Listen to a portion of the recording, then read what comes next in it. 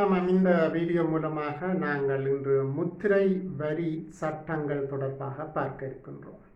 இலங்கையை பொறுத்தளவில் 2 சட்டங்கள் காணப்படுகின்றது. 1982ஆம் ஆண்டில் ஒரு சட்டம் ஆக்கப்பட்டிருக்கின்றது. அதேபோல் 2006ஆம் ஆண்டில் இன்னொரு சட்டம் உருவாக்கப்பட்டிருக்கின்றது. 1982ஆம் ஆண்டில் 43ஆம் இலக்கம் முத்திரை வரி சட்டம். அது பொதுவான சட்டம். அதுதான் எல்லா விடயங்களையும் கையாளுகின்ற சட்டமாக காணப்பட்டது.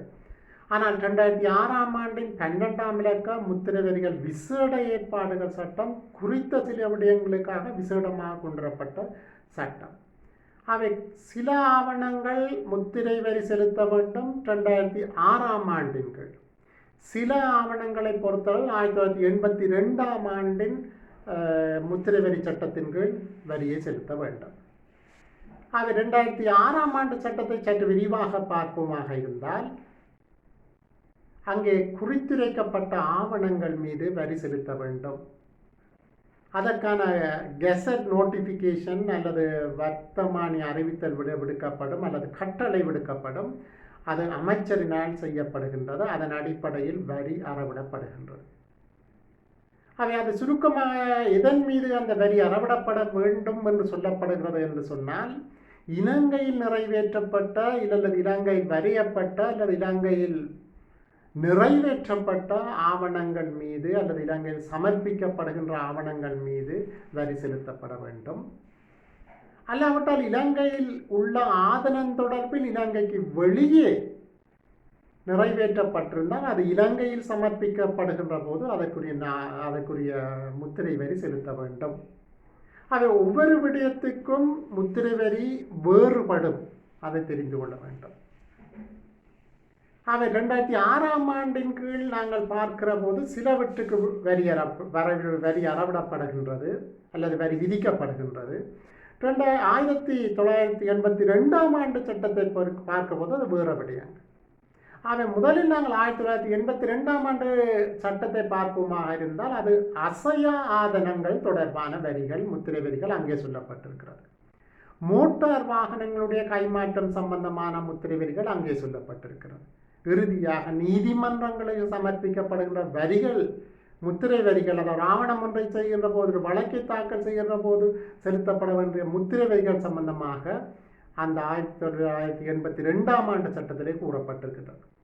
2006ஆம் ஆண்டு சட்டத்தை பொறுத்தவரை குறித்துரைக்கப்பட்ட ஆவணங்கள் மீது என்று சொல்லப்பட்ட அந்த குறித்திருக்கப்பட்ட ஆவணங்களுடைய லிஸ்ட் அங்கே தரப்பட்டிருக்கின்றது.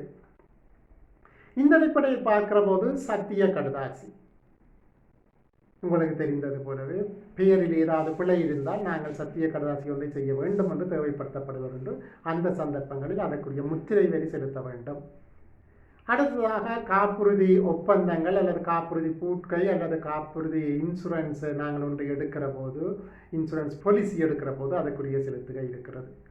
நொத்தரசுவாக ஒருவர் செயலாற்ற வேண்டும், கடமையாற்ற போகிறார் என்றால் அதற்கு வரி காணப்படுகின்றது.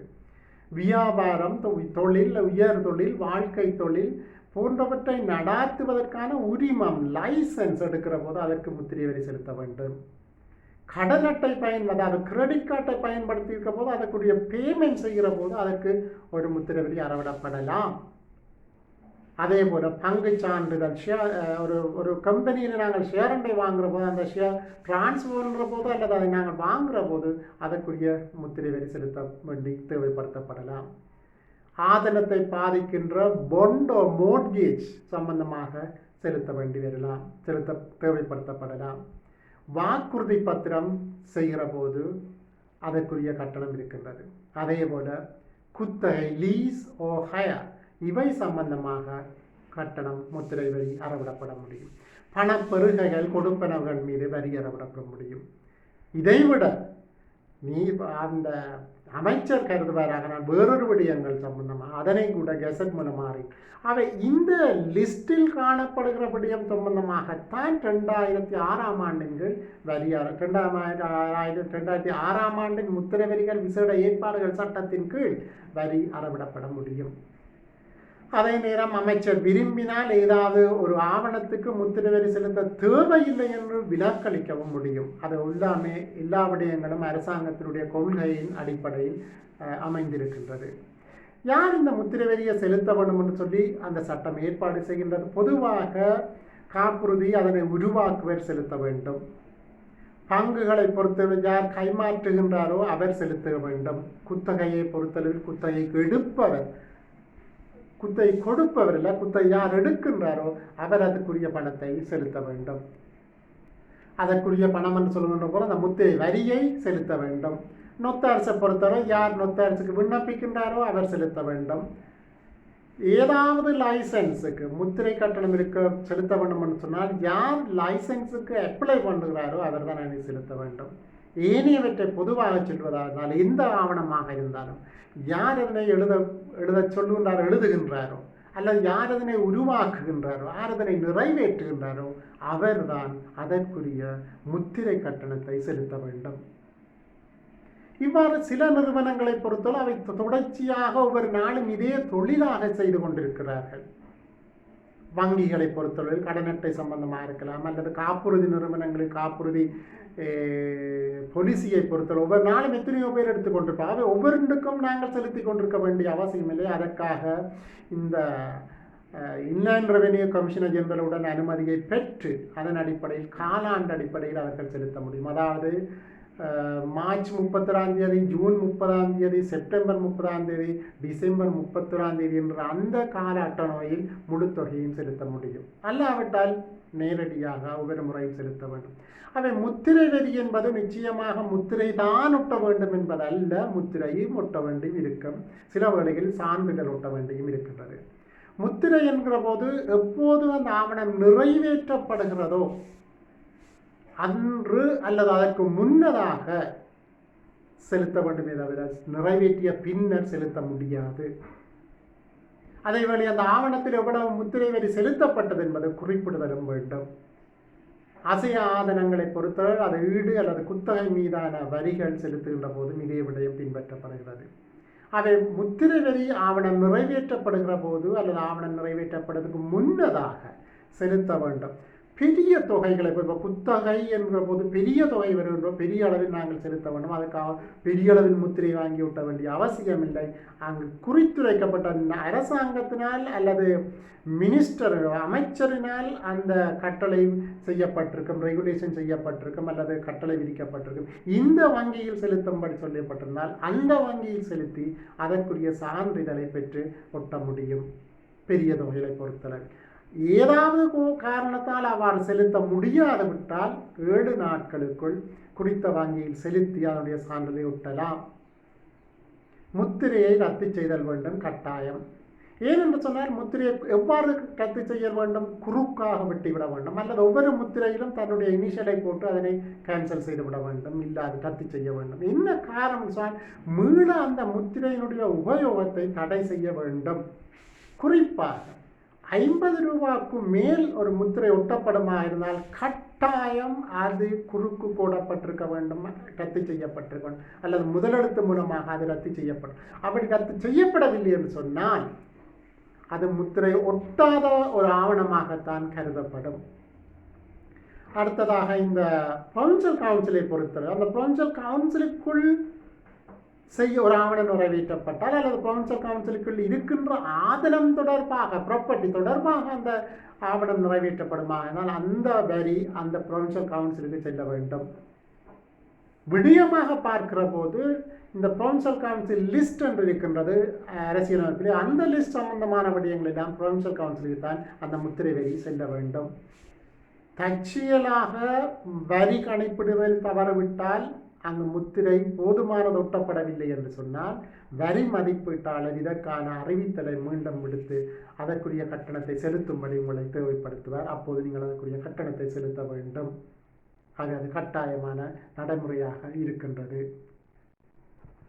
இனி நாங்கள் எந்த அளவு முத்திரை வரியை செலுத்தணும், எவ்வளவு முத்திரை வரியை செலுத்த வேண்டும் என்பதனை பார்ப்போம். ஏற்கனவே நான் குறிப்பிட்டது போல ஆதனம் அசைய ஆதனம் என்று சொன்னால் 82ஆம் ஆண்டு முத்திரை வரி சட்டத்தின் கீழ் வருகின்றது. அந்த அடிப்படையில் பார்க்கும்போது 2006ஆம் ஆண்டு ஏப்ரல் மாதம் 3ஆம் தேதி 1430 39/3ஆம் இலக்க அதிவிசேட வர்த்தமானியில் வெளியிடப்பட்ட அறிவித்தல் மூலமாக நிதியமைச்சர் இதுதான் வரி என்று கூறியிருக்கின்றார். அவற்றை செலுத்த வேண்டும். முதலாவதாக இந்த அசைய ஆதரவு தொடர்பாகத்தான் பெரும்பாலும் இந்த கிஃப்ட் என்கின்றது நாங்கள் நிறைவேற்றுகின்ற போது ஆவணம் நிறைவேற்ற வேண்டி வருகின்றது. இந்த அடிப்படையில் பார்க்கிற போது மிக கவனமாக பார்க்க வேண்டும். அதாவது நன்கொடை உறுதி ஒன்றை செய்கிற போது எவ்வளவு வரி செலுத்த வேண்டும்.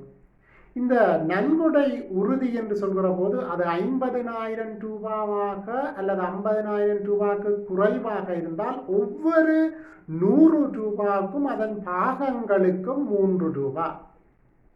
வலு தெளிவாக விளங்கிக் கொள்ளுங்கள்.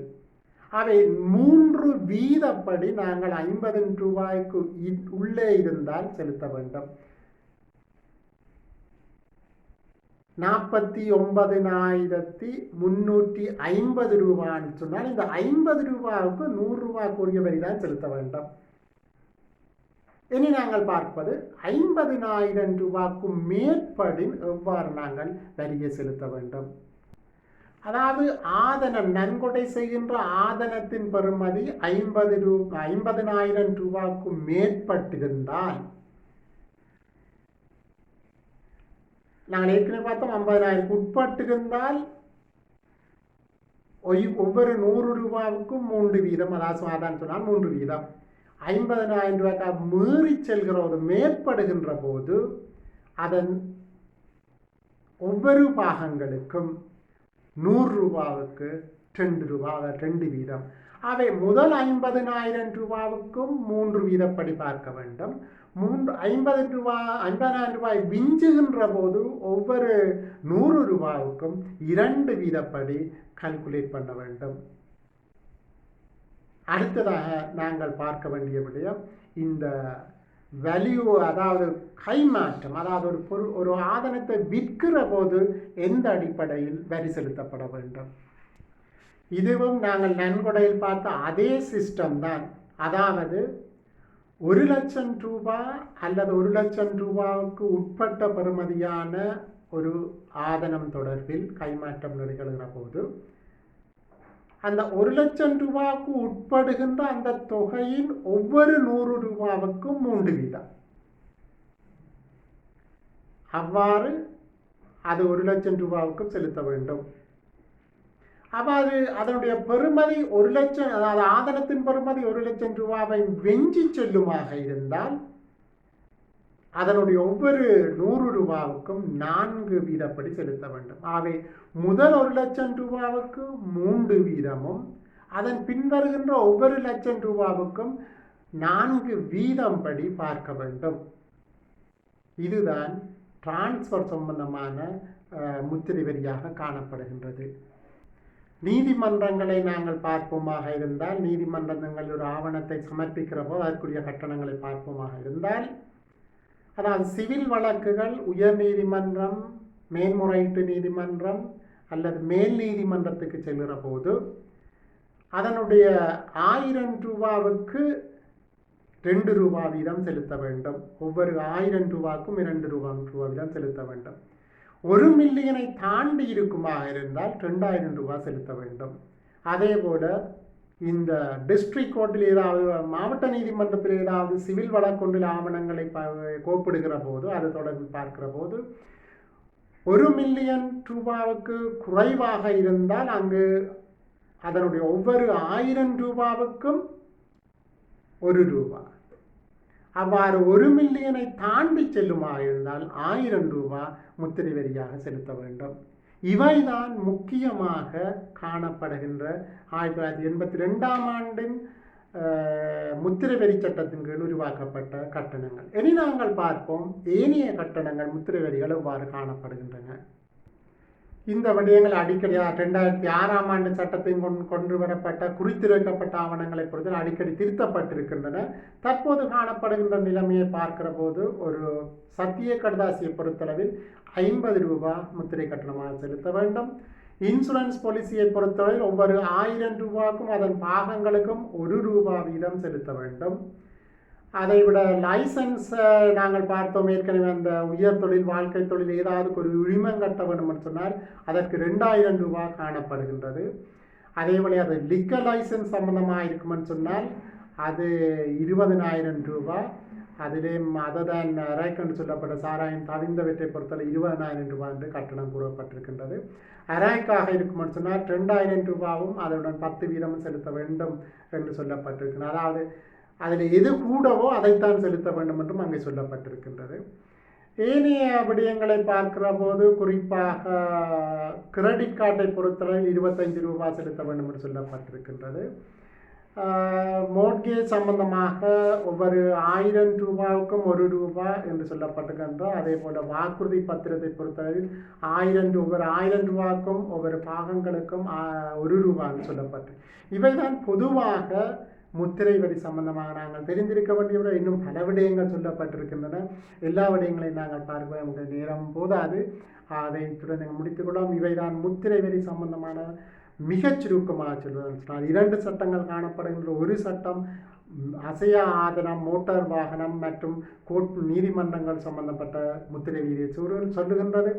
2006ஆம் ஆண்டு சில ஆவணங்கள் தொடர்பாக சொல்லுகின்றது. அதான் சத்திய கடுதாசி காப்புறுதி ஒப்பந்தங்கள் போன்றவை சம்பந்தமாக சொல்லப்பட குத்தகைப்பு சம்பந்தமாக சொல்லப்படுகின்றது.